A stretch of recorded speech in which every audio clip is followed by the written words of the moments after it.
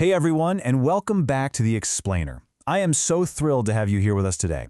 If you're all about breaking down complex texts into clear, visual, and actionable insights, well, you've hit the jackpot. Let's just jump right in, shall we? Today, we are unpacking a really fascinating piece of religious literature. It's the Open Heavens Daily Devotional, specifically the one written for August 19th, 2026. And we're going to systematically explore exactly how this text constructs this powerful narrative of absolute safety in what is, let's face it, a pretty unpredictable world. So, it all kicks off with this massive question. Where can one actually find true protection from life's greatest threats? The author hooks us right out of the gate by tapping into something we all crave, right? Safety. And from that single, profound question, the devotional builds a very specific problem and solution narrative. It's a fascinating journey, and we're going to trace it together. All right, Section 1, God's Covenant of Protection. So the text lays down its foundational premise by introducing this huge conflict between two very different types of alliances. On one side, you have what it calls the devil's false protection.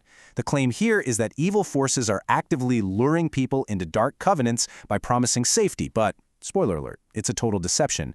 Now contrast that with the other side, God's complete protection. The text asserts that entering a covenant with God brings a state of absolute, unbreakable safety.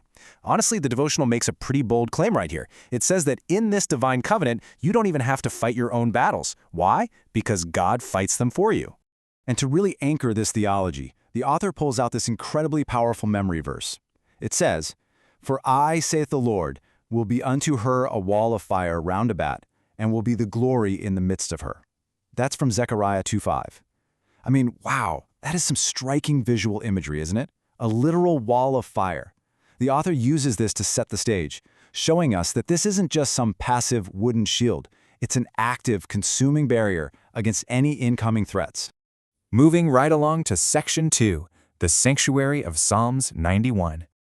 Building off that blazing imagery, the devotional points us to a primary scriptural reading. It uses this famous chapter to map out exactly what this divine defense looks like in the real world. Now, the actual reading spans 16 pretty dense verses of poetic imagery, but let's distill it down to the key guarantees the text promises to the reader. First, deliverance from hidden traps, which it calls the fowler's snare. Second, a shield from deadly diseases or noisome pestilence. Third, safety from open, daylight attacks, represented by arrows by day. And lastly, the promise that angels are specifically deployed to guard you. Basically, the text is laying out a complete 360-degree security system. And this next line brilliantly illustrates the sheer scale of the immunity being promised. The psalm claims, "1,000 shall fall at thy side, but it shall not come nigh thee." The author is really emphasizing a dramatic contrast here. Think about it. Even in the middle of widespread catastrophic destruction, where literally thousands are falling around you, the individual inside this covenant remains completely untouched. It's a super potent message of personal exceptionalism during a crisis. Which brings us to Section 3, the Village Wedding Miracle. Okay, so the text has established the theory of divine protection. But, hey, a good explainer knows that theory needs evidence, right? 13. That is the number of years the author lived in exile from their own village.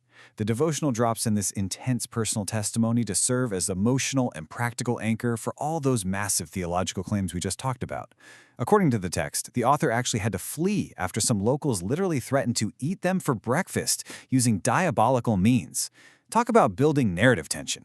For over a decade, the threat of harm was so severe that returning home was just impossible.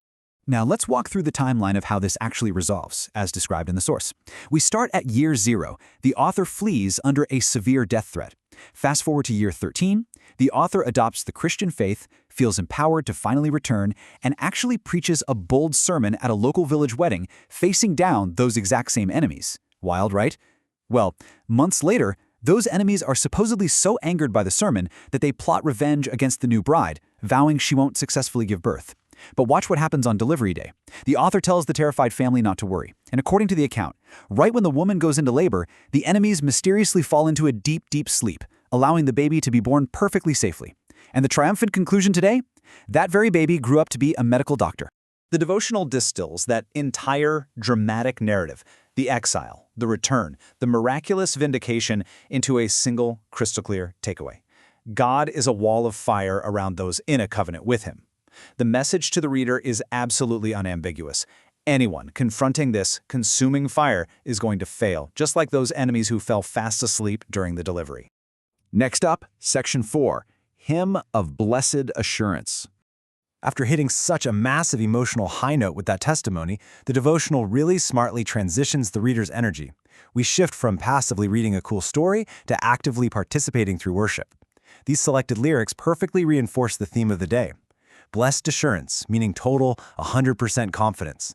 Perfect submission, perfect delight, which circles right back to that idea we saw earlier about not having to fight your own battles. And finally, being lost in His love.